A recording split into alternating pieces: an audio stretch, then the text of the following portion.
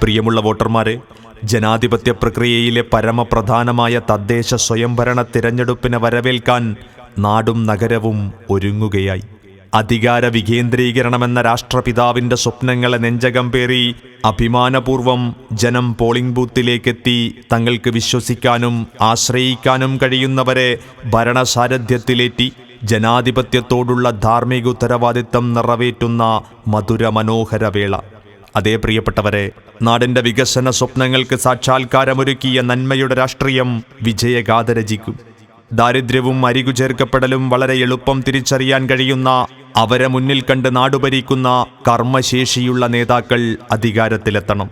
കർമ്മമണ്ഡലത്തിൽ കരുത്തോടെ കാര്യക്ഷമതയാർന്ന കൃത്യനിർവഹണത്തിന് നേതൃത്വം നൽകാൻ കഴിയുന്നവർ നാടിനെ വികസനത്തിന്റെ പുതിയ വഴികളിലേക്ക് ആനയിക്കും.